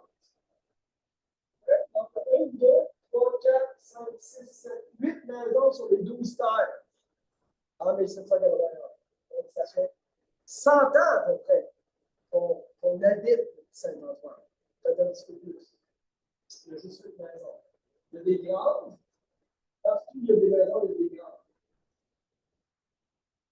Il y a des terres où il y a ni grange ni maison. C'est juste une terre. Probablement que tu as 2 terres et tu en as une autre dans Saint-Antoine. Après ça, dans mon ancien, combien ça coûte annuellement de 100 €. D'accord? C'est une belle pièce, donc on passe de 4 terres plus ou moins, ou 6, mettons, à 12. 100 ans plus tard, à peu près. Dans le temps, on avance, on se retrouve au début du 19e, le 27 avril 1826. Donc, après que le dernier jésuite soit mort en 1800, la couronne va prendre le contrôle des terres, des jésuites. Et eux autres, à un moment donné, ils vont émettre un nouveau titre seigneurial pour s'assurer que tout le monde soit bien correct, qu'il n'y ait pas de contestation de possession des terres et tout ça. On appelle ça des déclarations de titres nouvelles. Alors, le 27 avril 1826, on fait ça pour à peu près tout le monde. D'accord? Une ou plusieurs terres. Par exemple, ici, un personnage qu'on connaît ici, Michel Racine. On le connaît, Michel Racine, parce que la rue Racine s'appelle Racine à cause des fils de Michel Racine. Michel Racine était forgeron. D'accord? Il était forgeron et ses fils, 3 de ses fils sont devenus prêtres et 2 de ses fils prêtres sont devenus évêques. Et ces 2 évêques-là sont devenus le premier évêque de Chicoutimi et le premier évêque de Sherbrooke, Dominique et Antoine Racine. En leur honneur, en 1935, la ville de Loretteville a nommé la rue du Grand Saint-Antoine, qui était devenue la rue principale, la rue Racine. On a démoli là, sa maison. C'était cette maison-là, au coin de la rue des Ursulines et de la rue Racine. C'était cette maison-là. Il n'y avait pas juste cette terre-là, Michel Racine, forcément. Il y en avait une ici, la 4e qu'il possédait. On possède depuis le dit Michel Racine, depuis le dit Michel Racine, un lopin de terre situé dans la petite paroisse de Saint-Gabriel, contre du petit Saint-Antoine. Michel Racine, il y avait une terre dans le petit Saint-Antoine, contenant un demi-arpent de France Pomerose, un demi-arpent. l'arpent, c'est quoi? C'est 57 mètres. C'est un arpent, c'est 180 pieds. Excusez-moi, 192.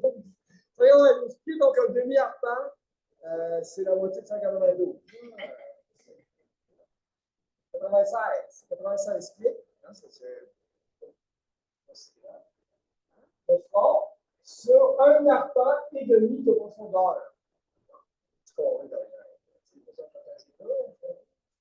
Alors, donné par devant au nord, à jamais au clair, et quand au coup de profondeur.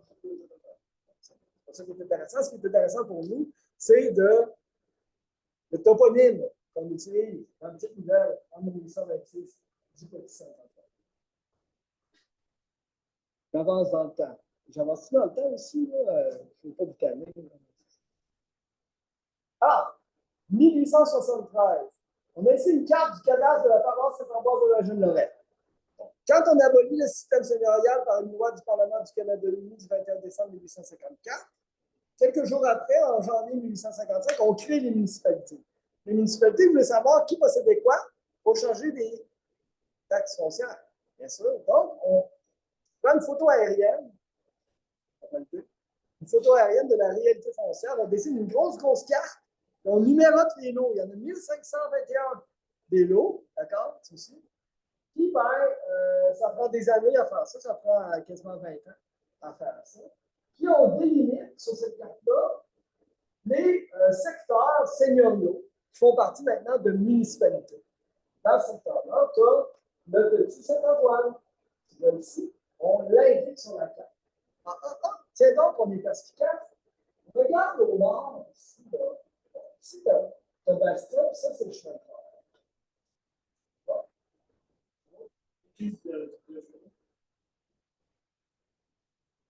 C'est à côté de la rivière.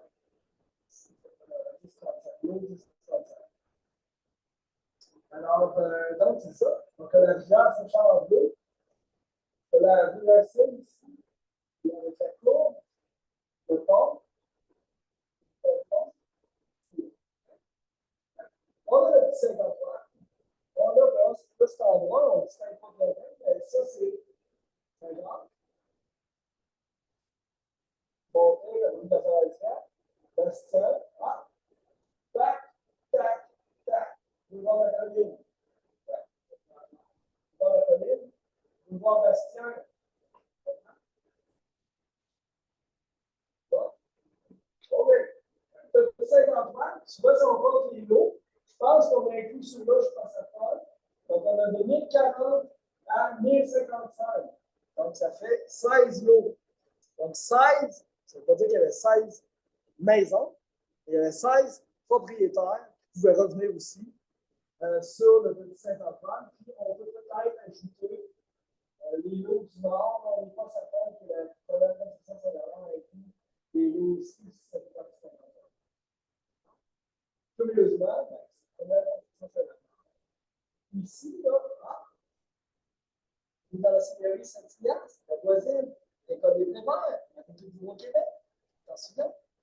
Ça fait un mort. Quelle frontière? On sait ça parce que ça part dans Saint-Charles, qui court en bas dans Québec. C'est 3, c'est pas oui, je sais, c'est 3 I, hein. C'est ça. C'est marrant. Merci beaucoup de m'avoir compris. Oui, M. Gariepi.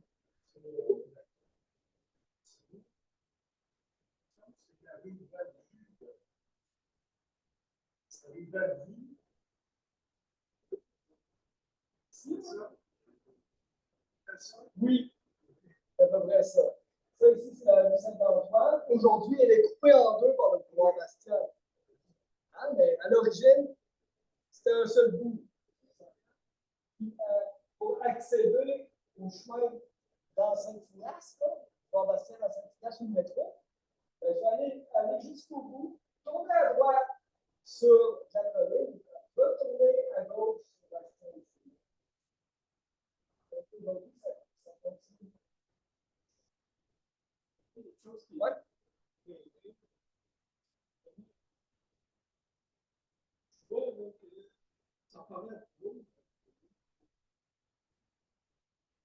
Ça va augmenter à travers le temps. Ça... En 1873, ça avait Le 10-35. Vous avez 10-35 de chaque côté. Là, je ne fais pas de précis. Parce qu'on voit des constructions sur le passé un côté de l'autre. Oui. Parce que là, il y a des points qui sont faites. Non. C'est pour ça qu'ils sont toutes cassées. Ils sont toutes construites aussi sans plan d'urbanisme organisé comme dans une ville à l'européenne. Oui. Ils sont toutes construites comme des maisons, une en arrière de l'autre. Comme les familles. Comme les familles dans des maisons longues. Une en arrière de l'autre. Comme ça, sans plan d'urbanisme. Sans rue droite, carrée avec des angles. C'est ce qui explique la désorganisation urbaine, alors que c'est organisé malgré tout dans le métro. Voilà. Ça va? Donc, on voit les noms des autres concessions. C'est Grand Saint-Antoine, on le voit bien. Ça, c'est la Latine. C'est ici. Nous, on est plus de l'autre côté. C'est pas la concession de Saint-Antoine. Et ici, ben là, on ne voit pas, mais c'est l'Orient, Sainte-Claude. Ici, c'est Sainte-Barbe. C'est bien court, pardon. L'autre côté, c'est Sainte-Barbe du Lorient. Puis dans le Sainte-Barbe, ici, Saint-Bernard, ici, on est dans le Saint-Bernard. On voit la plante ici, avec une dans les mains.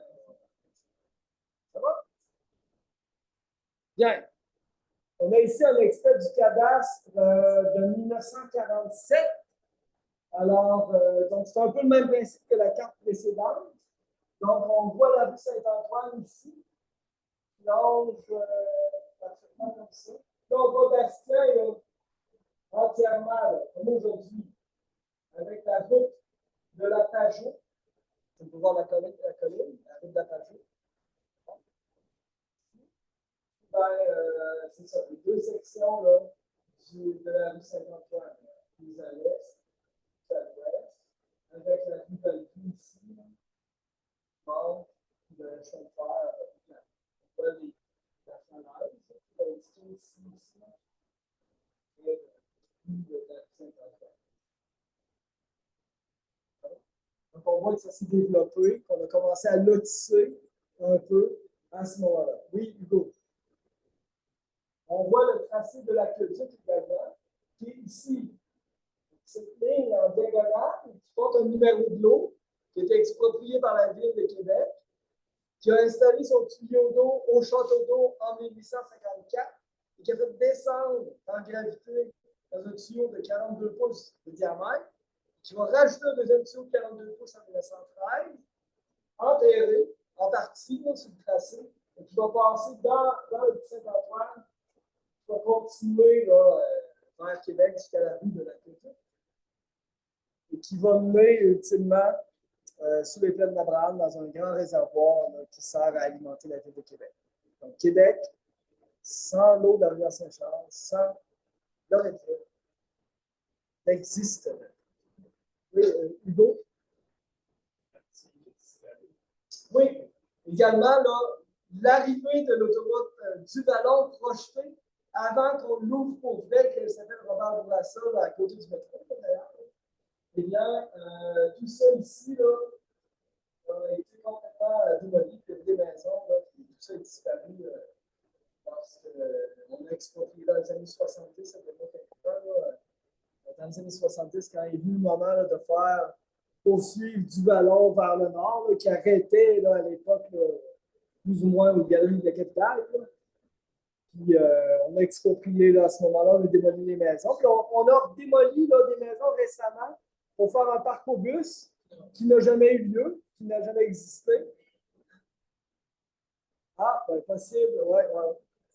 Oui, Thomas? Je ne sais pas si c'était pas là, mais on avait parlé de Madame Florida Bédard. Madame Florida Bédard. En fait, c'est pas le vrai nom, mais c'était une madame qui avait apparemment un magasin dans ce moment. Je ne sais pas, Denis. Denis connaît ça? Florida Bédard. Possible. C'est pas dans ma famille. Non. Monsieur Guerrier-Py. Oui.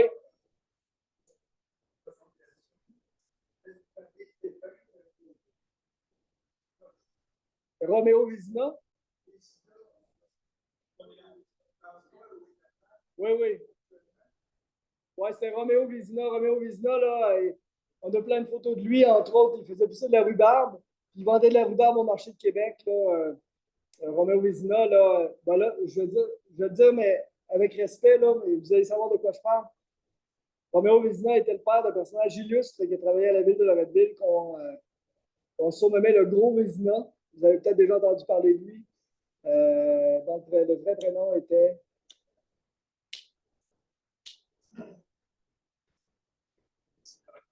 En tout cas, lui était fort comme un ours. En tout cas, ce monsieur-là, il travaillait pour la ville de Loretteville. Il est décédé aujourd'hui. Roger, merci beaucoup pour ça que je cherchais tout tantôt. Merci, monsieur Dion. Alors, donc, c'est sa famille qui habitait, qui était à partir expropriée à ce moment-là, effectivement.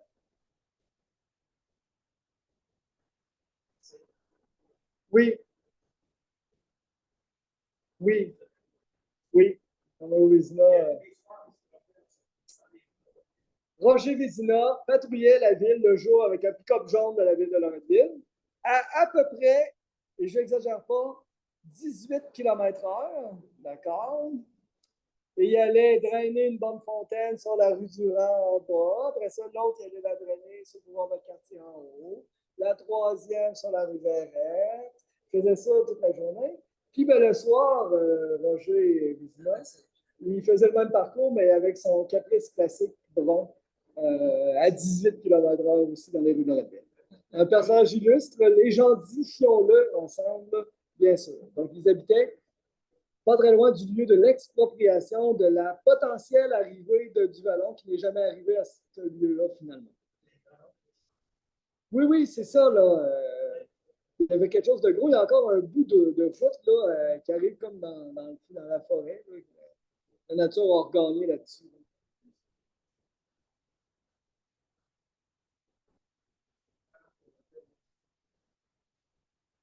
OK?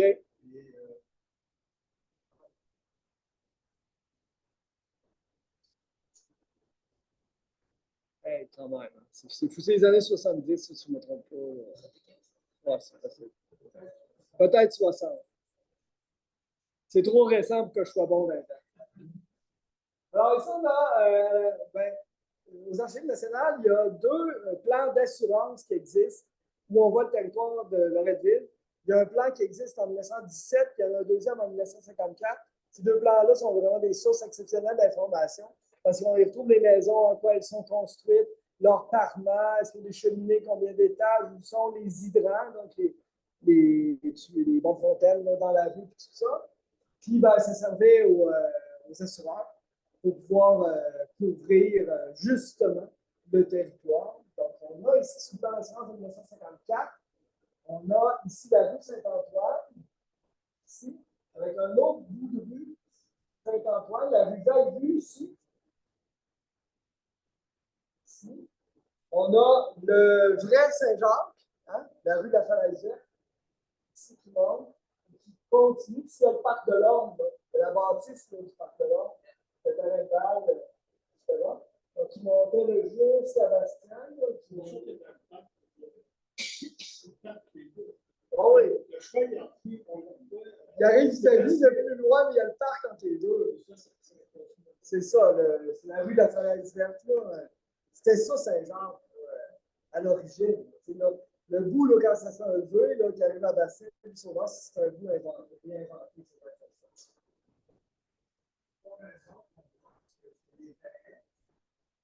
Ici, je ne saurais dire c'est qui. Oui, oui, il y a quelques maisons, je vais vous en montrer à la fin tout à l'heure. Je ne sais pas si c'est celle-là. Il y a une maison là, qui a été démolie par la ville de Québec récemment parce qu'elle était sur le point de tomber dans le cap. Parce que là, je ne sais pas si tu le sais, mais la falaise a 42 mètres de haut. Alors, c'est ça. Puis le terrain rapetissait. Puis, ben, c'est ça que cette maison-là a été expropriée. Je pense que c'est elle. Il y en a quelques-unes des maisons, là. Mais attention, les maisons qu'on retrouve aujourd'hui, qu'on trouvait probablement sur la carte de 1954, ce n'est pas des maisons de 1679. Là. Ces maisons-là sont toutes disparues. Les vieilles maisons qu'on voit aujourd'hui, ce sont des maisons mansardées. Les maisons mansardées, c'est 1860 à peu près. ce sont les plus vieilles maisons du secteur. Alors, toutes les vieilles sont disparues. Celles de tantôt, les 8 là, de 1791, où sont-elles? On devrait bien le savoir. Elles ne sont plus, certainement pas. Donc voilà, donc sur le plan de science de 1954. Puis on a l'autre bout, là, un peu plus à l'est, là. Donc le Bastien qui continue, là, de la rue Vallée qu'on voyait tantôt. Puis on a l'école Notre-Dame de Fatima, qui est démolie aujourd'hui parce qu'il y a un livreur de mazout qui a pris le mauvais tuyau, qui a rempli 500 litres de mazout dans un tuyau qui était vide, qui n'avait pas dans le réservoir. Ça a rempli de 500 litres de mazout l'école, donc ils ont démoli.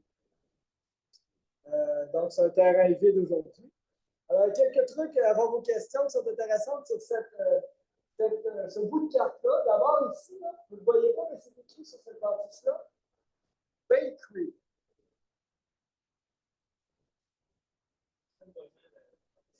Boulangerie Marcel Moisan. Donc, qui est à peu près le lieu où se trouvait Mozart Réfrigération plus tard. Où tu allais acheter ton sapin de Noël. Hein? Vendu par la famille de. Comment il s'appelle? Marc-André. En tout cas, ici, il y avait la boulangerie. Il y avait une épicerie. Oui, on va la voir tantôt. Qui est à vendre présentement d'ailleurs. Alors, donc, la boulangerie, on a ici, là, ici, c'est quand même assez intéressant. Tennis court. Donc, un terrain de tennis, on a cette maison-là. Donc, on a dit. Sinon, ben, les maisons sont toutes en bois, puis on fait rien de spécial. Il y a des granges, comme on voit ici, là, c'est des granges. Il n'y a rien de particulier. C'est un territoire, hein, Saint-Antoine. Il n'y a pas d'institution, il n'y a pas de il n'y a rien d'exceptionnel. C'est la petite villante qui a été là même pendant à peu près 350 ans. Puis là, au 20e siècle, au milieu du 20e siècle, ben là, on s'est mis à vivre différemment. Monsieur Garriébi?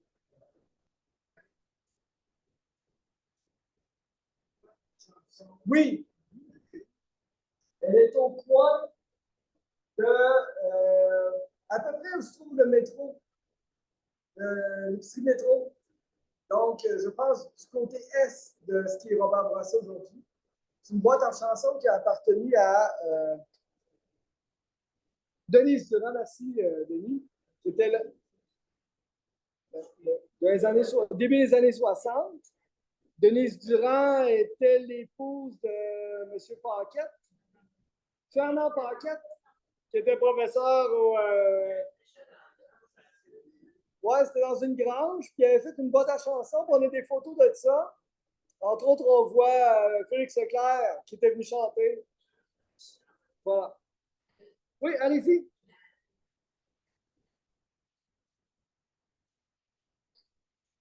Attends, j'ai pas bien entendu. Ouais. Bon. Ben, c'est curieux, là, cette maison-là. Vous vous souvenez, là, elle n'existe plus aujourd'hui. C'était une grande maison de style québécois avec plusieurs lucarnes sur 2 étages ou un étage et demi. Elle était blanche. Elle avait eu un incendie dans les dernières années. Ça avait été une maison pour personnes âgées. Puis, c'était une famille Racine qui l'habitait.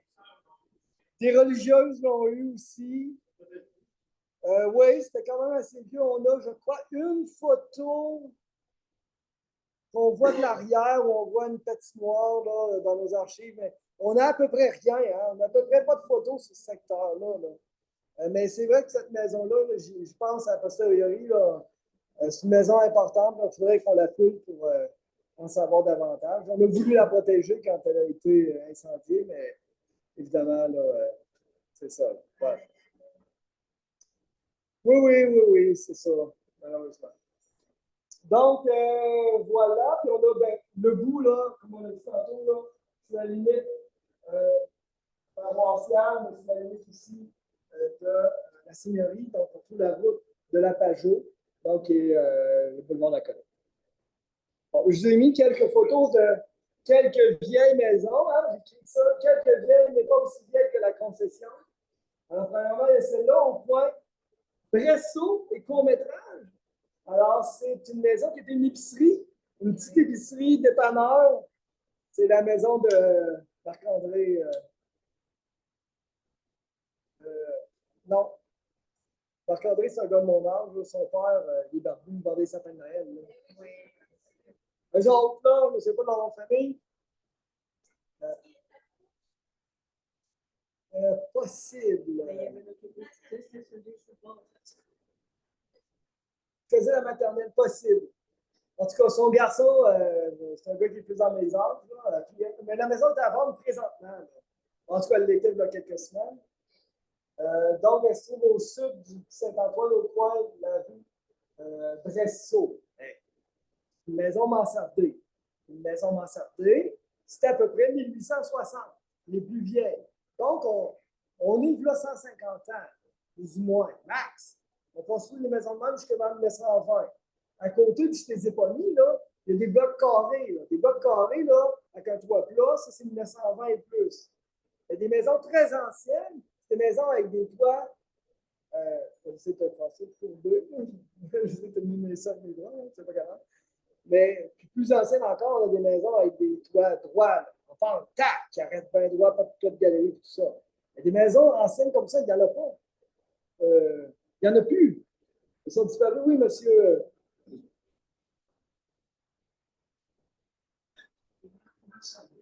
Oui, oui. Il y a des maisons, on a fait des mansardes avec des toits anciens. Pourquoi? Parce que je ne sais pas si tu as marché, toi, dans une maison avec un toit. Tu vas dans le milieu parce que tu ne peux pas faire grand-chose. À un moment donné, le monde était écœuré de ça. Quand le monde a dit on va suivre la mode, hein, comme vous autres, vous faites vos cuisines tout en blanc, puis tout ça, c'est tellement en mode. On va briser les toits. Hein, on va faire tout de même. Fait que là, tu peux marcher debout, tu as un petit angle. Chez nous, c'est mansardé, là, en haut, dans la chambre de garçon. À part qu'on ne peut pas mettre un cadre comme ça, parce que le cadre est un peu en angle, là, ça fonctionne, tu sais. C'est correct. Fait que oui, il y en a. Mais là, pour le savoir, il faut aller dans le toit pour y aller. Jusqu'à maintenant, les gens n'acceptent pas souvent quand je leur demande je peux-tu aller voir dans votre toit, s'il vous plaît? Ça, c'est à partir de 1860, plus ou moins. Justement, c'est plus ancien. Quand tu as une maison. Quand tu as un toit avec une maison comme ça, là, avec souvent un toit de galerie, une grande galerie en avant, en arrière, ben, ça, c'est une maison qui date du début du 19e, généralement. Ou plus vieux un peu. Autour de 1800, jusque vers 1860. Plus ancien encore, des maisons du 18e, tu vas avoir des maisons avec des toits en angle, très forts, puis qui arrêtent sec. Il n'y a pas de toit de galerie, généralement. Généralement, mais on modifie avec le temps. Comme la maison au Clair-Lheureux, sur Bastien, dans la concession, la vraie concession Saint-Bernard. C'est une maison qui est protégée par le ministère de la Culture, un peu grâce à nous parce qu'on a fait la demande. Elle a un toit d'angle de mètre. Oui, ben, c'est l'influence normale. Exact. C'est une question de mètre. C'est ça. C'est comme vous autres, chez 144 Racines, c'est 1800 à peu près. Plus ou moins. Et chez nous, c'est mansardé. 1880 ou à peu près. C'est savoir, mon voisin en arrière, c'est plus vieux que chez nous. Ben, peut-être même plus. C'est ça. Voilà. Celle-là, hein? Alors, ici, tu as un petit alignement de quelques maisons. On est chez Alexandre Renaud. Ben, vous le connaissez, oui, c'est ça. Alexandre Renaud, donc un personnage aujourd'hui décédé, là. C'est sa petite fille qui habite. Ah, moi, je suis content de savoir si c'est quelqu'un de la famille. Je ne sais pas si Alexandre Renaud, donc, qui est un bénévole, qui a œuvré dans des organismes à Loretteville pendant des années. Là. Il venait au début des mercredis soirs, il s'assoyait à peu près là. Puis il raconte. Possible, je ne sais pas, Denis et son frère habitent à côté, on ne sait pas. Il travaillait pour les postes, Alexandre Renaud, effectivement. Donc, il habitait la première, hein, je pense que oui. Donc là, on est dans le deuxième bout, là, après Valvu, entre Valvu et Bastien. Là. Hein? Et vous voyez, c'est des mansardés. Hein? Il n'y a pas de très vieille maison. Alors, c'est-tu la terre de Bernard ou de Louis Renault qu'on a vu plus tôt? Je ne sais pas. Dans l'autre bout de Saint-Antoine, quasiment rendu boulevard de la Colline, ben, on a ces maisons-là. Donc, vous voyez, là, on est début 20e siècle. Alors, cette maison-là fait bleu, là, fascinante. Là. Ça, là, ça m'a toujours fasciné, cette maison-là. Parce que des grandes galeries, là, suspendues dans les airs. Là. Moi, c'est ça. Moi, ça m'a toujours fasciné. Ça me fait toujours un peu peur aussi. Mais ça fait des années que je le vois de même, ça n'a jamais tombé. C'est fascinant. C'est merveilleux. Donc, des petites maisons comme ça aussi, c'est les années 1920 en montant un peu. Là, ben, au loin là-bas, c'est le boulevard de la Colline. On tournait à droite, on retournait à gauche pour rentrer sur Bastille. C'est probablement dans ce coin-là, en arrière. Plus ou moins. Il faudrait. Je n'ai pas cherché profondément pour déterminer c'était où, là, mais ça se trouve assez facilement. En superposant les cartes. Oui, à côté de l'école, il y a une vieille maison verte en bardeau de cèdre. Elle, ça n'est une vieille. Là, oui, j'aurais dû la mettre en photo, là, c'est vrai, j'y pense. Là. C'est une vraie vieille. Elle est un peu reculée du chemin, un peu en angle, avec des vieilles fenêtres. Celle-là, ça n'est une vraie vieille. On la voit beaucoup mieux depuis que l'école est démolie. Elle est exceptionnelle, cette maison-là, vraiment. Là. Ouais. C'est la vue du court-métrage encore. Oui, c'est ça. C'est l'autre bout. Le bout de la fin. Le bout vers l'est. Oui, juste à côté, là, je ne l'ai pas mise, mais un petit peu plus loin à gauche, il y en a une avec une tourelle aussi, là, sur le nord du chemin. Mais ça, c'est des maisons récentes. Tu sais. Il y en a une curieuse aussi, là, juste un peu à droite, mais je ne t'ai pas mis de photo.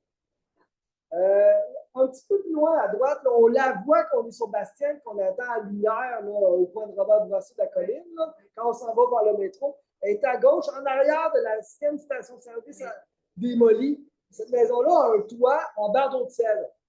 Les maisons avec des toits en bardeau de cèdre, il n'y en a plus. Okay? Il n'y en a quasiment pas. C'est sûr qu'un toit en bardeau de cèdre, c'est un indice que c'est une très vieille maison. Parce que c'est tout ça. C'est très rare. Alors, pour ce soir, les sources. Premièrement, le programme de recherche en démographie historique, le PRDH, les fiches techniques là, avec la sage-femme d'indiquer tout ça. J'ai utilisé ça. BMQ, carte des plans. J'ai utilisé la carte de 1954, la carte du cadastre de la paroisse de 1873. J'ai utilisé la carte aérienne de Québec en 1948. Ça, c'est magnifique, amusez-vous avec ça. DNQ ad vitam, donc tout. Ça, c'est le moteur de recherche des Archives nationales du Québec. Tous les actes de concession, les ventes, le censier, l'aveu et dénombrement, ça vient de là. Google Maps, hein, pour les photos, les dernières entre autres. Et le dictionnaire biographique du Canada, que j'ai utilisé. Alors, voici pour mes sources ce soir. Et c'est ce qui met fin à nos mercredis d'histoire de Saint-Charles. Ouais! Merci à tous et à tous. Petite information, aidez-moi quelqu'un. Nous avons 2 activités qui s'en viennent dans la semaine du patrimoine de la Ville de Québec. La Ville de Québec organise une semaine du patrimoine du 17 au 25 mai. Elle commence le 17 et on a 2 activités. Nous allons vous envoyer un infomembre. Vous savez, quand vous êtes membre de la Société d'histoire, vous recevez un infomembre pour vous inviter à participer à ces 2 activités. Il y aura entre autres une visite guidée qui va commencer au parc en face de la chute Kabirouba de notre côté, du côté de la Redeville, et qui va se rendre en suivant le sentier linéaire jusqu'au château d'eau et un petit peu plus. Donc, une visite guidée. Et il y aura aussi une autre conférence qui va avoir lieu le jeudi 24 mai prochain. Il faut que je me concentre. Moi, les dates récentes, je ne suis pas bon là-dedans. Alors, on va vous envoyer un infomembre pour ces 2 activités-là. C'est pour l'ensemble des citoyens de la Ville de Québec, mais comme on fait juste de l'histoire locale et que vous aimez vraiment ça, on vous invite particulièrement à ces 2 activités-là. Nous reviendrons Nous reviendrons l'année prochaine et ça sera, attendez, laissez-moi compter, la 17e ou 18e année. J'ai commencé en 2009, les mercredis du soir. Alors, ça sera la 16, 17e année, je ne sais plus trop là. Des mercredis du soir, on en a fait plus de 100. C'est incroyable. Écoutez, merci à vous d'être là. Merci d'apprécier ce qu'on vous présente, de découvrir notre histoire locale, votre histoire locale. Si vous n'étiez pas là devant moi, j'aurais vraiment aucun plaisir à faire ça. C'est grâce à vous que je continue après toutes ces années. Après tout, j'en ai manqué une fois, celui du 5 décembre 2012, parce que j'assistais à mon deuxième accouchement. Puis, Denis en a animé un également là, à l'époque où on faisait tout ça par Zoom durant la période covidieuse. Voilà. Alors, merci à toutes et à tous. Je vais vous demander peut-être un brin d'aide. Hein, si vous voulez plier vos chaises, les mettre sur les deux racks, un à l'arrière, un à l'avant. Pour les plier, regardez-moi bien, je vais vous donner un petit cours. Chaise, pied. Facile de voir.